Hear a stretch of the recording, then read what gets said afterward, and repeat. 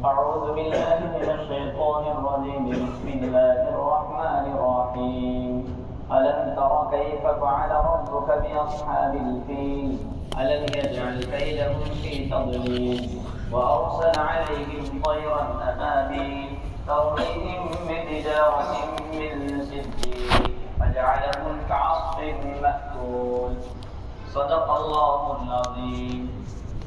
کیا آپ نے نہیں دیکھا کہ آپ کے رب نے ہاتھی والوں کے ساتھ کیا ہے؟ کیا ان کا مکر ناکام نہیں کر دیا اور ان پر جھنڈ کے جھنڈ پرندے بھیجے جو ان پر کنکر کی پتھر پھینکتے تھے؟ پھر اللہ تبارک و تعالیٰ نے ان کو کھائے ہوئے بھوسے کی طرف بنا دیا. گزشتہ کل ہمارے سامنے والضحیٰ اور الم نشر اس کا خلاصہ آیا، لیکن اب چونکہ لوگوں کا کہنا یہ ہے کہ صورت عامتاً ہر ایک کو یاد ہوتی ہے الگ طرح سے لے کے ناس تک، اس کا کچھ ترجمہ اور خلاصہ پھر سے ہمارے سامنے آ جائیں تاکہ نماز میں آدمی جب پڑھے تو اس کو خیال آئے کہ قرآن کیا کہنا چاہتا ہے. الم ترا یہ قرآن کریم کی اس صورت چھوٹی سی صورت ہے، اس میں ایک واقعہ بیان کیا گیا ہے جو نبی کریم صلی اللہ تعالی علیہ وسلم کی ولادت باسعادت اور آپ کی پیدائش سے پہلے کا ہے. جب دنیا میں کوئی نئی چیز ہوتی ہے یا بدلاؤ دنیا چاہتی ہے، تبدیلیاں آنے لگتی ہے، یا نبی کے پیدا ہونے سے پہلے اللہ تبارک و تعالی معجزہ یا ایسی چیز دنیا میں پیش کرتے ہیں، اشارہ دنیا کو دیتے ہیں کہ اب دنیا میں تبدیلی آئے گی. اس کو ارحاسات کہا جاتا ہے، ایسے واقعات کو ارحاسات کہتے ہیں کہ نبی پاک صلی اللہ تعالی علیہ وسلم کے دنیا میں آنے سے پہلے ایسے واقعات پیش آئے. یہ ایسا ہی ہے جیسا کہ سورج نکلنے سے پہلے کچھ سفیدی کچھ لالی سرخی آسمان کی طرف نظر آتی ہے. یہ اشارہ ہوتا ہے کہ اب سورج بہت جلدی نکل جائے گا. اسی طریقے پر یہ ایسے واقعات نبی کی نبوت سے پہلے یا دنیا میں آنے سے پہلے آتے ہیں. یہ اشارے ہوتے ہیں کہ اب دنیا میں کوئی نبی آئیں گے یا کوئی تبدیلی ہونے والی ہے. اس میں اس کا پورا پس منظر بیک گراؤنڈ اس صورت کا اس واقعے کا یہ ہے کہ کعبۃ اللہ تبارک و تعالیٰ نے اپنا ایک گھر دنیا میں تعمیر کیا ہے اور اس کی نسبت اللہ تبارک و تعالیٰ نے اپنی طرف کی ہے، جس کو بیت اللہ کہتے ہیں کہ یہ اللہ کا گھر، یا کعبۃ اللہ کہتے ہیں اللہ کا کعبہ. حال یہ ہے کہ اللہ تبارک و تعالیٰ کو گھر کی کوئی ضرورت نہیں ہے، پھر بھی اللہ تبارک و تعالیٰ نے گھر تعمیر کیا. آخر وجہ اس کی کیا ہے؟ اللہ تبارک و تعالیٰ تو پورے عالم پر محیط ہے، پھر بھی اللہ تبارک و تعالیٰ نے اپنا گھر کیوں تعمیر کروایا؟ پہلی بات یہ وجہ اس کی یہ ہے کہ انسان اللہ تبارک و تعالیٰ کو دیکھ نہیں پاتا. دنیاوی زندگی میں انسان اللہ تعالیٰ کو دیکھ نہیں پاتا، لیکن وہ عبادت کرتا ہے اللہ تبارک و تعالیٰ کی. تو انسان کی فطرت یہ ہے کہ اگرچہ وہ اس ذات کو تو نہیں دیکھ پاتا، لیکن دنیا میں کوئی ایسی چیز ہونی چاہیے جس کو لپٹ کر وہ اپنے رب کو یاد کر سکے. اس لیے اللہ تبارک و تعالیٰ نے کعبۃ اللہ کو حضرت آدم علیہ السلام سے لے کر اس کی تعمیر کروائی اور اب تک ہے. جیسے جیسے وہ منہدم ہوتا گیا، تبدیلی کی ضرورت پڑتی گئی، کعبۃ اللہ میں تبدیلیاں آتی گئی. حضرت نوح علیہ السلام کے زمانے میں جو سیلاب آیا تھا اس میں وہ کعبۃ اللہ کی عمارتیں بنیادیں گر گئی. پھر اللہ تبارک و تعالیٰ نے حضرت ابراہیم علیہ السلام کو حکم دیا کہ اب کعبۃ اللہ تعمیر کریں. وَإِذْ يَرْفَعُ إِبْرَاهِيمُ الْقَوَاعِدَ مِنَ الْبَيْتِ وَإِسْمَاعِيلُ رَبَّنَا تَقَبَّلْ مِنَّا إِنَّكَ أَنْتَ السَّمِيعُ الْعَلِيمُ. دونوں باپ بیٹوں نے کعبۃ اللہ کی تعمیر کر دی اور اس کے بعد کہا ربنا تقبل منا، اے اللہ تعالیٰ تو اس کو قبول فرمائے. اسی پر علماء لکھتے ہیں، ایک بات ذکر کر دوں کہ جب بھی کوئی اعمال کریں، نماز پڑھیں، قرآن پڑھیں، صدقہ دیں، خیرات کریں، حج کریں، ہم بول دیا کریں ربنا تقبل منا۔ اس سے تکبر بھی ٹوٹتا ہے کہ میری طرف سے کچھ نہیں ہوا، اللہ تیری طرف سے ہو، اس کو قبول کر لے، ربنا تقبل منا۔ تو اتنا بڑا کعبہ بنایا، پھر بھی ابراہیم کہتے ہیں ربنا تقبل منا۔ خیر، تو جب کعبۃ اللہ کی تعمیر سے وہ لوگ فارغ ہوئے تو اللہ تبارک و تعالیٰ نے حضرت ابراہیم علیہ السلام کو حکم دیا۔ حکم یہ دیا کہ اب آپ ایک اعلان کر دے پہاڑ پر چڑھ کر کہ لوگ اس کے حج کے لیے آئے، وَأَذِّن فِي النَّاسِ بِالْحَجِّ يَأْتُوكَ رِجَالًا وَعَلَىٰ كُلِّ ضَامِرٍ يَأْتِينَ مِنْ كُلِّ فَجٍّ عَمِيقٍ۔ یہ اعلان کروا دیا گیا۔ تو حضرت ابراہیم سے لے کر برابر حج کا سلسلہ کعبۃ اللہ کا جاری رہا۔ زمانے جاہلیت میں حضور کے آنے سے پہلے بھی حج کے موقع پر لوگ کعبۃ اللہ آتے تھے، حج کرتے تھے ان دنوں میں، برابر لوگ آتے چلے گئے اور حج چلتا رہا، اس کی زیارت کرتے رہے۔ البتہ کچھ مدت کے بعد مکہ میں بت پرستی داخل ہو گئی، اور بت پرستی داخل ہونے کی وجہ سے ان لوگوں نے کعبۃ اللہ میں مورتیاں لا کر کے رکھ دی۔ یہ سلسلہ بھی شروع ہوا، لیکن مورتیاں ہونے کے باوجود بھی کعبۃ اللہ کا حج باقی رہا، لوگ آتے تھے بڑا بڑا۔ اس عرصے میں ہوا یوں کہ لوگ آتے تھے تو قریش کی عزت بہت کرتے تھے، کعبہ والوں کی عزت بہت کرتے تھے اور بڑے احترام سے کعبۃ اللہ کو دیکھتے تھے۔ تو یمن میں ایک حبشی جس کو سلطنت ملی، اور وہاں بیٹھ کر کے اس نے دیکھا کہ لوگ کعبۃ اللہ کا سفر کر رہے ہیں اور لوگ وہاں جا رہے ہیں، یہ ٹھیک نہیں ہے۔ تو یمن سے بھی لوگ جاتے تھے، مقام صنعاء وہ ان کا پائے تخت ہے، حکومت کی جگہ جس کو ہم راجدھانی کہتے ہیں۔ تو یمن کا پائے تخت راجدھانی وہ مقام صنعاء ایک جگہ کا نام ہے، وہاں صنعاء، آج بھی یمن وہی نام سے یاد کیا جاتا ہے، یمن کا نام وہی ہے۔ تو ملک یمن میں مقام صنعاء میں جب وہ بیٹھا اپنے تخت پر، تو اس نے سوچا کہ اب یہاں پر کوئی چیز ایسی تعمیر کریں گے لوگ یہاں عبادت کرنے کے لیے آئے۔ کعبۃ اللہ جانے کا، حجاز جانے کا، اس وقت سعودیہ کا نام حجاز تھا، تو کہ حجاز جانے کا یہاں لوگ آنے چاہیے۔ تو اس نے ایک گھر تعمیر کیا، اور کعبۃ اللہ کو آج بھی ہم دیکھتے ہیں کوئی پلاسٹر نہیں ہے، ایک پتھر رکھے ہوئے نظر آتے ہیں۔ بس یہ اللہ تعالیٰ کی رحمت ہے کہ لوگ وہاں کھینچے چلے جاتے ہیں۔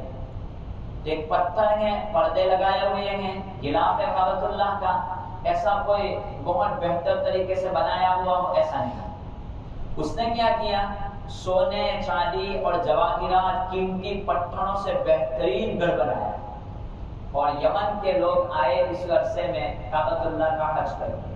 تو اس نے کہا کہ خبردار آئندہ اب وہاں مت جانا، اب یہاں تم حج کرو گے، یہاں کے چکر لگاؤ گے، یہاں عبادت کرو گے، آپ لوگ وہاں جانا بند کر دیا گیا۔ چنانچہ لوگوں نے تو بند کیا۔ اسی عرصے میں مکہ میں یہ خبر پھیل گئی، حجاز میں، کہ وہاں پر کعبۃ اللہ بن چکا ہے۔ تو ایک آدمی مکہ المکرمہ سے گیا یمن، اور یمن جا کر کے اس بندے نے وہاں بات کی کہ میں اس گھر کی خدمت کرنا چاہتا ہوں۔ شاہ عبدالعزیز محدث دہلوی لکھتے ہیں کہ وہ وہاں گیا اور جا کر کے اس نے ریکویسٹ کی کہ میں خدمت کرنا چاہتا ہوں، صاف صفائی کرنا چاہتا ہوں، مجھے اس گھر کی صاف صفائی میرے ذمہ سپرد کر دی جائے، میں صفائی کروں گا۔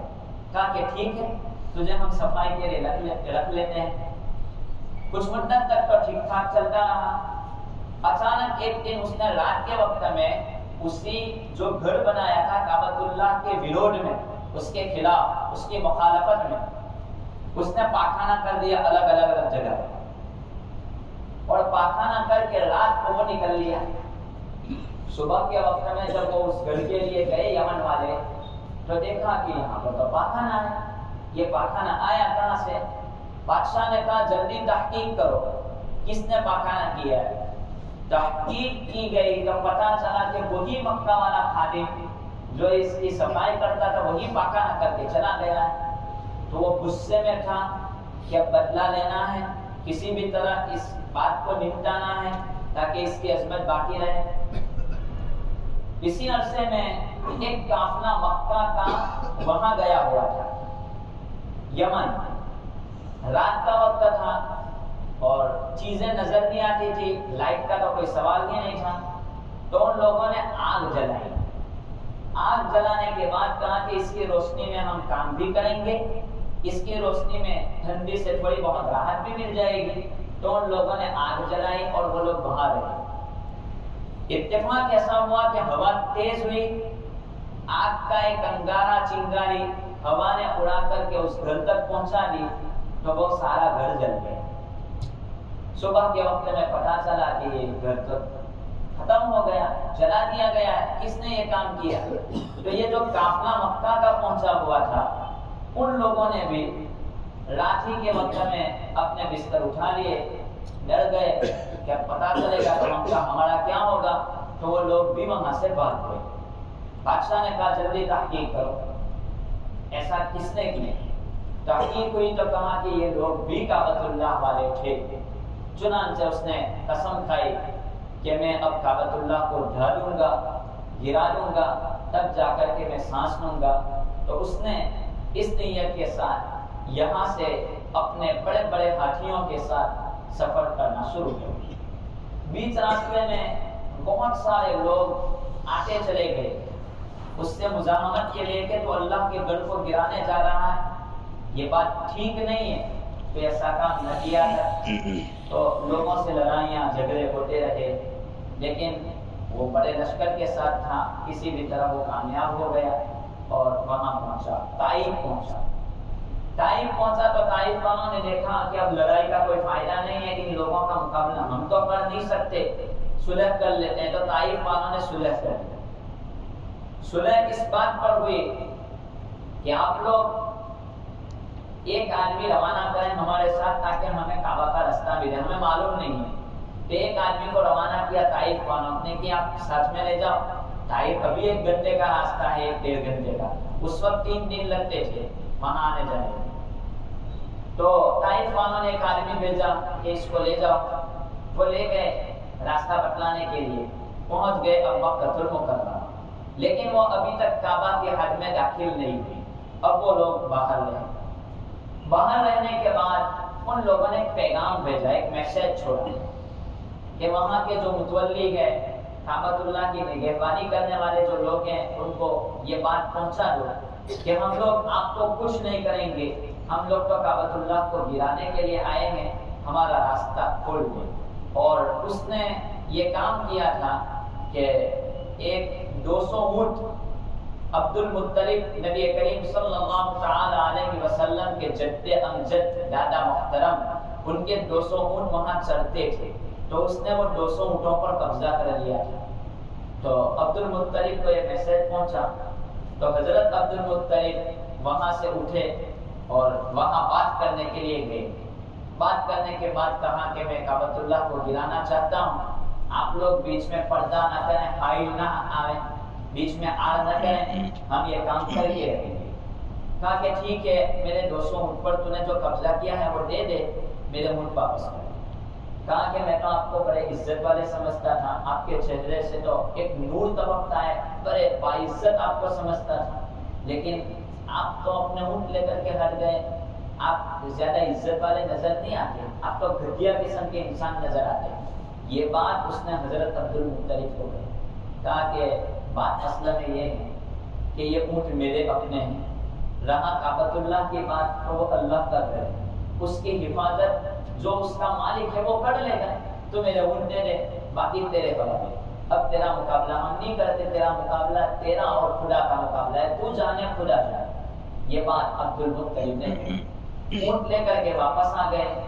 مکہ والوں نے اپنے اپنے گھر، کعبۃ اللہ کے جتنے گھر تھے سب لوگوں نے اپنے گھر خالی کر دیے۔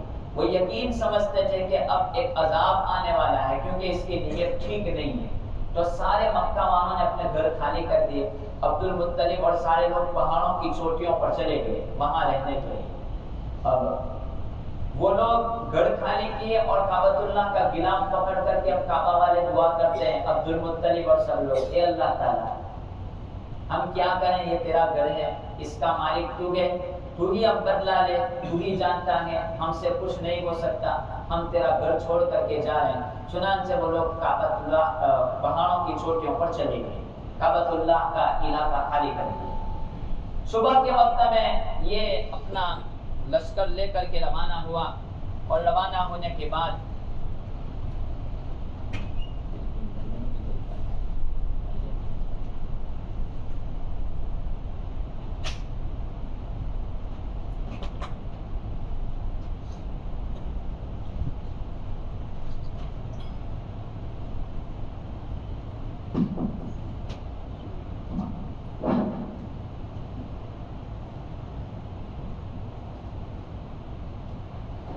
صبح کے وقت میں یہ بندہ اپنے لشکر کو لے کر کے روانہ ہوا کہ چلو اب کعبۃ اللہ کو ڈھانے کے لیے پہنچنا ہے۔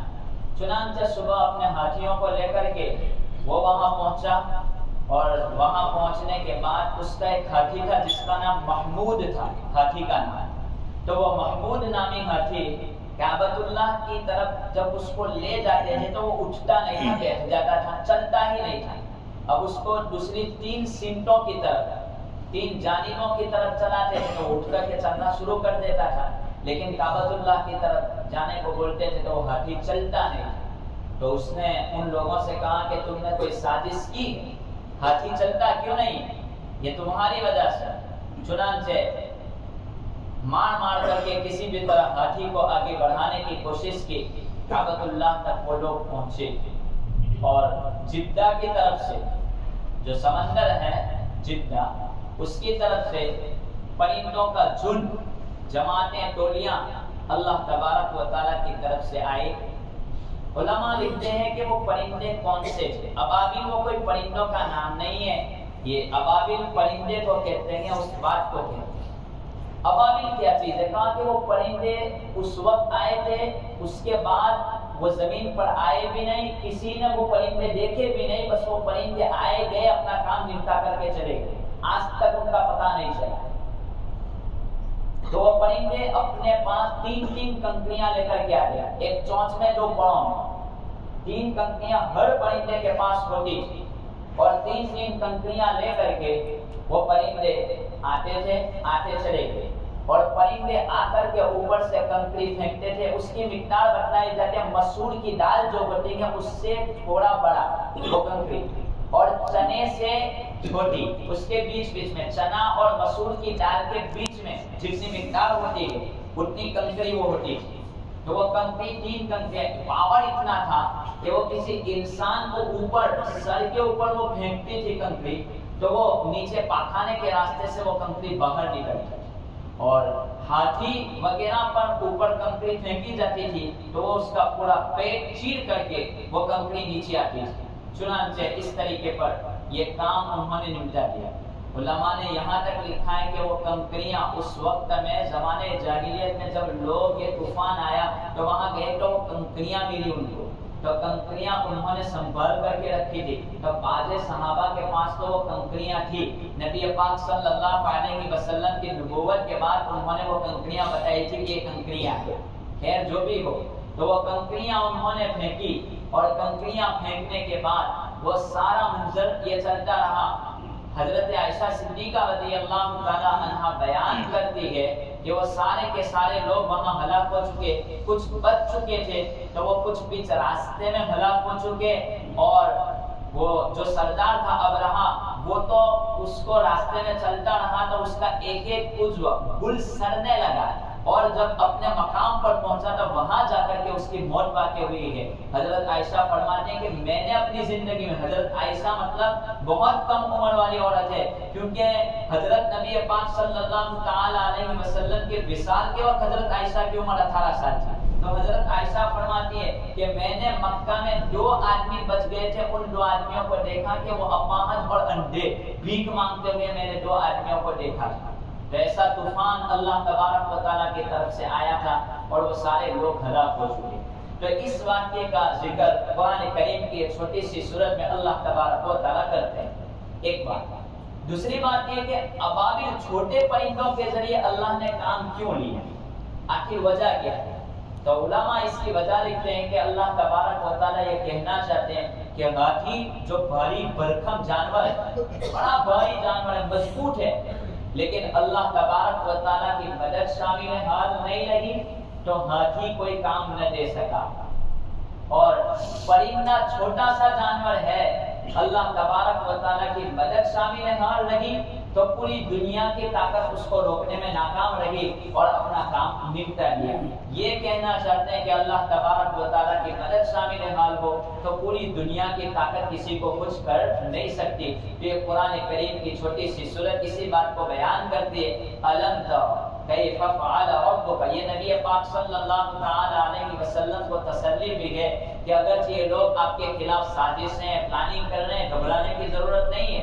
الم تر کیف فعل ربک باصحاب الفیل، کیا آپ نے نہیں دیکھا کہ آپ کے رب نے ہاتھی والوں کے ساتھ کیا کیا؟ فیل ہاتھی، آپ کے رب نے ہاتھی والوں کے ساتھ کیا کیا؟ الم یجعل کیدہم فی تدلیل، کیا ان کا مکر دھوکہ ناکام نہیں کر دیا کہ انہوں نے مکر کیا تھا کہ ہم کعبۃ اللہ کو گرا دیں گے، پھر ہمارے کعبۃ اللہ کا ویلیو بڑھ جائے گا؟ کیا ان کا مکر ناکام نہیں کر دیا؟ وَأَرْسَلَ عَلَيْهِمْ طَيْرًا أَبَابِيلَ، اور ان پر جھنڈ کے جھنڈ پرندے ہم نے بھیج دیے۔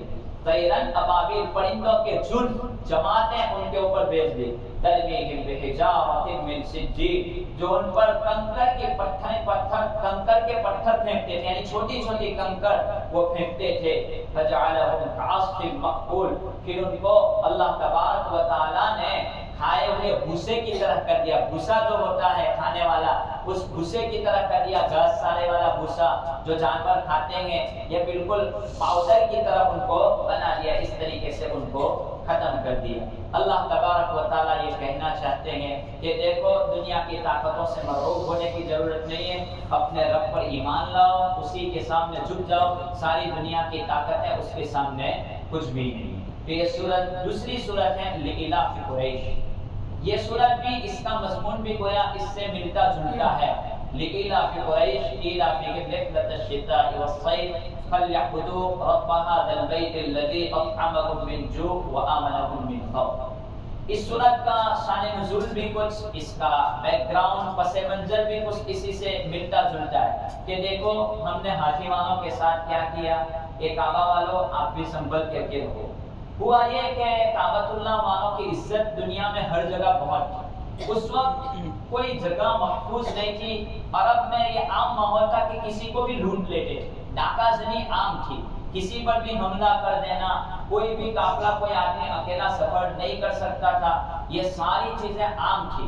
اس کے باوجود مکہ والوں کا عالم یہ تھا کہ اللہ تبارک و تعالیٰ نے ان کو ہر جگہ عزت دے رکھی۔ چنانچہ مکہ والے دو سفر کرتے تھے قریش، ایک سفر ان کا یمن کا ہوتا تھا اور ایک سفر ان کا شام کا ہوتا تھا۔ شام ٹھنڈا علاقہ ہے تو گرمیوں کے موسم میں وہ لوگ شام سفر کرتے ہیں، اور یمن گرم علاقہ ہے تو وہ سردی کے موسم میں یمن کا سفر کرتے ہیں۔ کیا کرتے تھے؟ وہاں سے سامان خریدتے تھے اور خرید کر کے وہ لوگ یہاں لاتے تھے، اور پھر یمن کا سامان شام، شام کا سامان یمن، اور پھر کعبۃ اللہ، تین جگہ پر جا کر کے سامان ادھر ادھر کر کے ان لوگوں کا بیچنے کا کاروبار تھا۔ ایک یہ بات تھی۔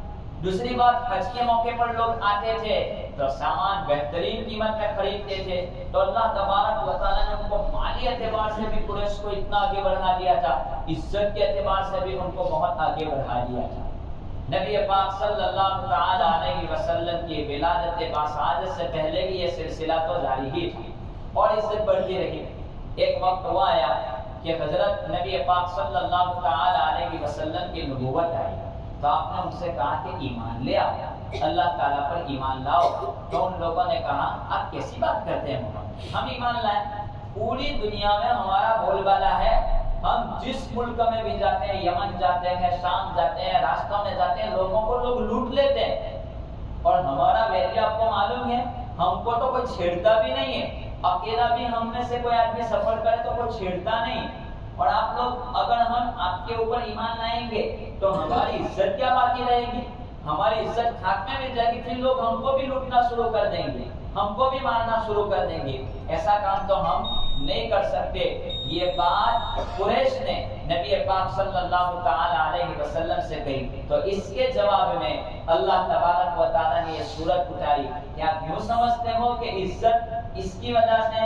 عزت تو اس کعبۃ اللہ کے وجہ سے آپ کو ملی ہے کہ کعبۃ اللہ کا جو رب ہے اس نے لوگوں کے دلوں میں آپ کی عزت کو بٹھائے رکھا ہے. اگر آپ لوگ اس کی عزت کو نہیں سمجھو گے تو آپ خاک میں مل جاؤ گے. تو اس کے رب کی عبادت آپ کو کرنا چاہیے. لإلاف قریش، قریش کی الفت کی وجہ سے، یعنی قریش کہاں کرتے تھے ہمارا ویلیو کعبۃ اللہ کی وجہ سے، تو کعبۃ اللہ کی وجہ سے ہے، کعبۃ اللہ کے رب کی وجہ سے کہ کعبۃ اللہ کا اکرام لوگوں کے دل میں اللہ نے ڈالا ہے تو اس کے رب کی عبادت کرنا چاہیے. لإلاف قریش، قریش کی الفت کی وجہ سے، ان کے گرمی اور سردی کے سفر سے الفت کی وجہ سے، یعنی گرمی سردی میں نے بتایا کہ گرمی کا سفر شام کا، سردی کا سفر یمن کا. ان کے گرمی اور سردی کے سفر سے الفت کی وجہ سے ایلافہم رحلۃ الشتاء والصیف، شتاء یعنی سردی اور صیف کا معنی گرمی. سردی اور گرمی کے سفر کی وجہ سے، گرمی سردی کے سفر کی وجہ سے فلیعبدوا ربها ذا البیت، تو چاہیے کہ آپ اس گھر کے مالک کی عبادت کرو. آپ کو چاہیے کہ اس گھر کے مالک کی عبادت کرو. الذی اطعمکم من جوع، جس نے تمہیں بھوک میں کھانا دیا. وآمنکم من خوف، اور خوف کی حالت میں تم لوگوں کو امن دے دیا، امن اور سکون دیا. تو خوف کے سلسلے میں امن مل جانا یہ اللہ تبارک و تعالیٰ کی بہت بڑی نعمت ہے.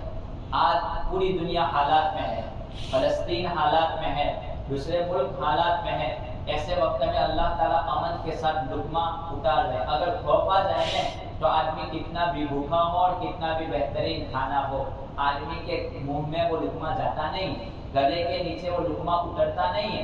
اللہ تبارک و تعالیٰ کہتے ہیں امن میں، خوف میں امن کا دے دینا یہ میری بہت بڑی نعمت ہے. چاہیے کہ تم میرے سامنے سجدہ کرو، میری عبادت کرو. تو اللہ تبارک و تعالیٰ کے فضل سے پوری دنیا کے حالات میں ہم امن میں ہیں.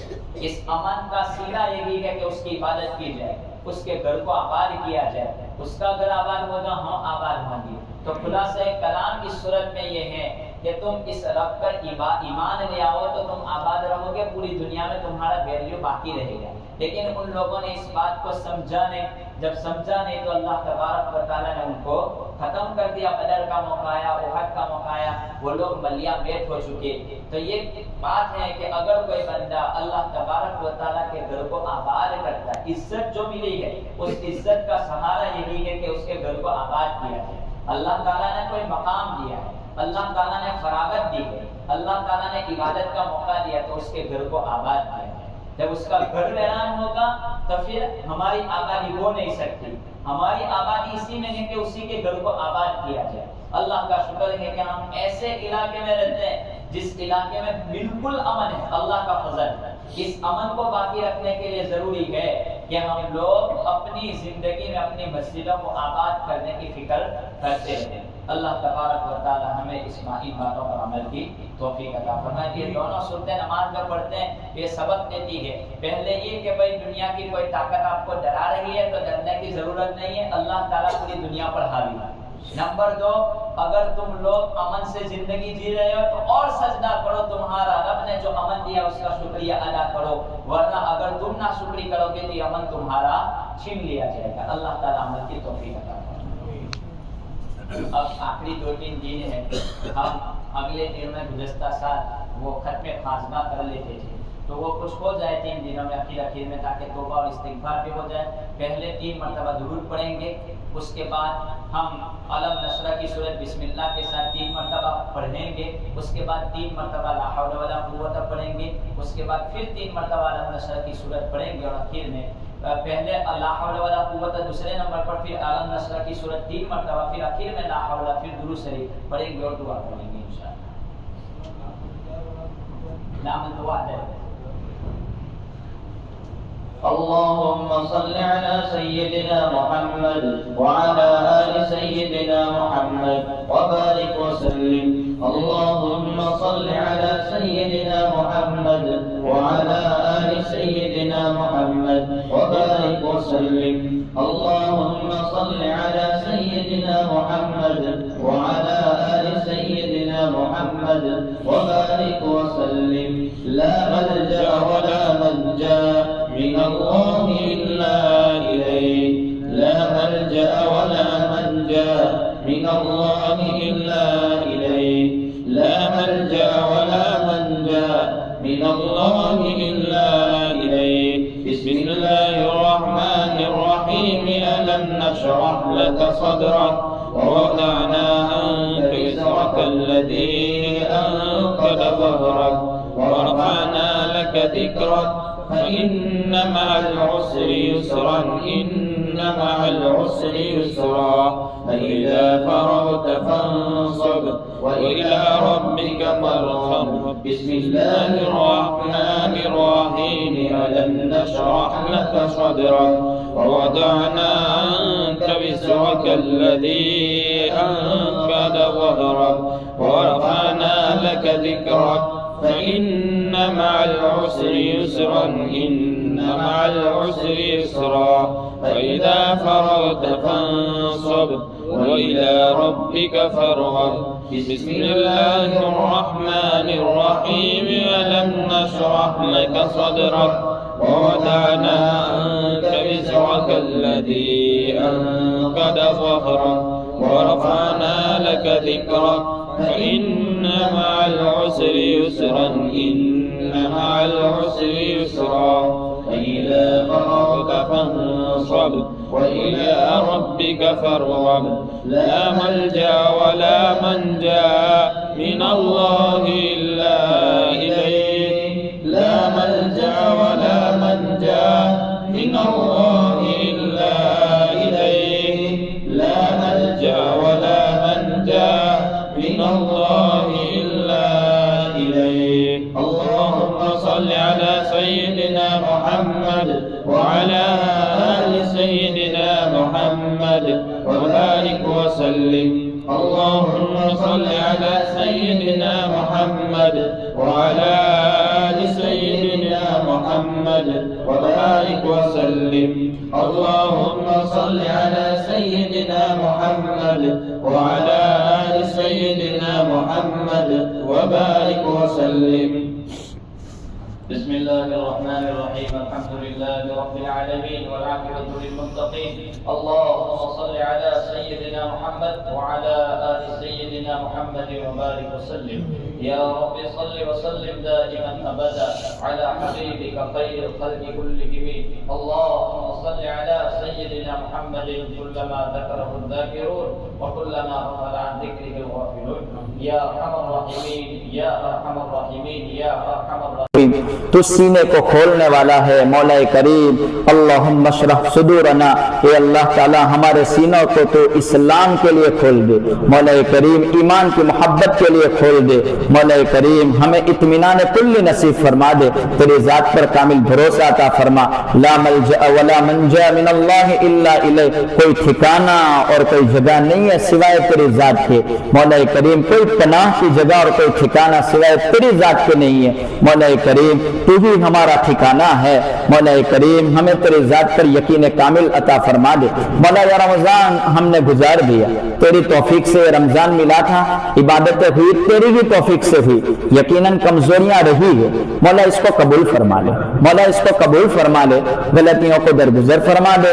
مولا کریم ہمارے والدین اساتذہ رشتہ دار اصولین فروعین قریبی بعیدی تمام لوگوں کی مغفرت فرما دے مولا کریم ہماری تمام اخروی دنیاوی ضرورتیں پوری فرما دے ہر ایک کی ہر جائز تمنا پوری فرما دے بیماروں کو شفا عطا فرما دے مولا کریم فلسطینی مسلمانوں کی مدد فرما ان کو استقامت نصیب فرما قیدوں میں بند لوگوں کے لیے چھٹکارے کی آسان شکل صورتیں پیدا فرما دے مولا کریم مقروضین کے قرض ادا فرما دے مولا یہ زندگی جہاں تک مقدر ہے اسلام پر باقی رکھ اور جب بھی آپ کا بلاوا مقدر ہو کامل ایمان پر خاتمہ نصیب فرما ہماری یہ دعائیں محض آپ ہی کے فضل و کرم سے نبی کریم صلی اللہ تعالی علیہ وسلم کے صدقے طفیل میں اور آپ کے برگزیدہ اور نیک بندوں کے صدقے میں حاضرین میں جو بھی نیک بندہ یا بندی ہو اس کے آمین پر یہ دعائیں قبول فرما صلی اللہ تعالی علی خیر خلقہ محمد وعلی آلہ واصحابہ اجمعین برحمتک یا